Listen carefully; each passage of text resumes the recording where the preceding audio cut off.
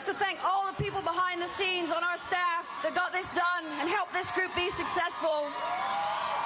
And most importantly, to every fan that had our back, that believed in us, thank you so much. That was the head coach for the U.S. women's national soccer team, Jill Ellis, speaking Tuesday in L.A., Los Angeles. And with us now, midfielder, World Cup champion, Megan Rapinoe. We were just talking off camera about how infectious those the hat trick, the 3 goals were to people who are not used to watching soccer or casual soccer fans.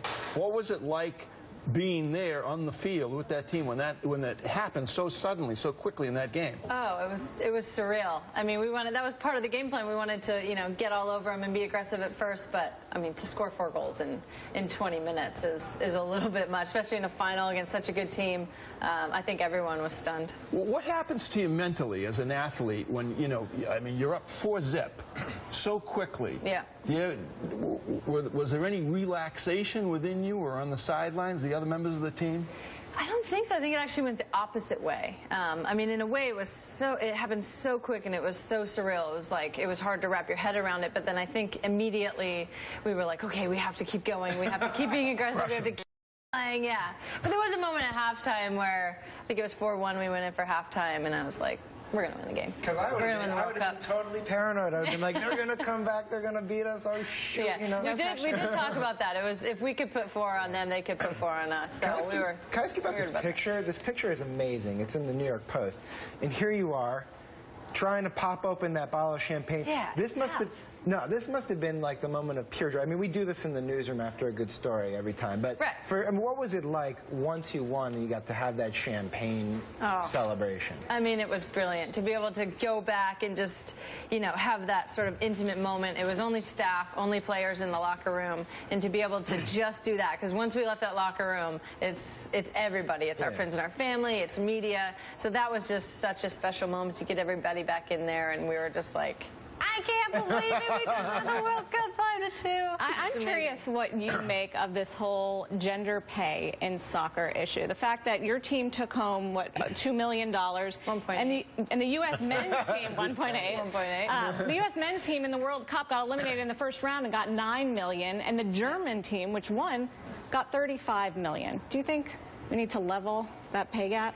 I think so. I think it at least needs to come together a little bit more. I mean, we understand the Men's World Cup, the revenue is like $2 billion for that. The Women's World Cup is not making that, but we are making money. And I think that we need to kind of even that a little bit. And I think this team especially, we've been so successful, and we really pushed ourselves into that conversation. We're selling out big stadiums. We're about to have this victory tour, and they're not going to be in 20,000-seat stadiums. They're going to be in huge football stadiums and stadiums that hold 50 and 60,000 people. So we know that we're making money, and I think for us, we have to, kind of bottle this, but we also have to stick together as a team and really fight for what we think that we deserve. Since you won, what are some special things that have happened to you? Oh, man, special things. I mean, Mr. President, he called us. That was an amazing moment. Vice President Biden was at the game. One of the president's daughters was at the game. For me, being able to celebrate with our friends and family, we had a huge after party.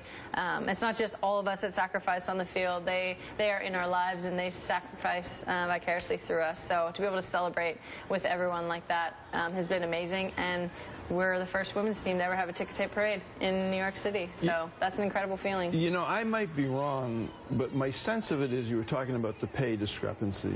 I think the growth of soccer in this country is more attributable to the women's soccer team, not only just what you accomplished over the weekend, but what you've accomplished during the course of playing in college, starting from high school. I think the growth of soccer in this country is more attributable to what people like you and your team have been doing than the men's teams.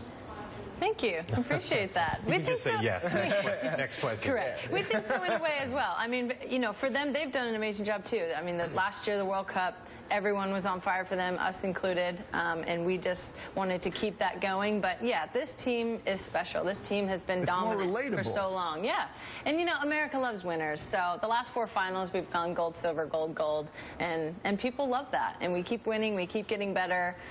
There's access to us in different ways, and we have so many different personalities on the team. And question is, what's wrong with the men, basically? Yeah, more or less. Well, so we're kind of on the opposite spectrum. I think, you know, the women's team is trailblazers around the world in terms of other women's programs, and the men's team is still trying to catch up to the other men's teams around the world. Megan, thank you for coming here this morning, and thank you for the gift that you gave to America, you and your teammates over the weekend. You're welcome. And have fun at today's parade. Yeah. We will. Thank you.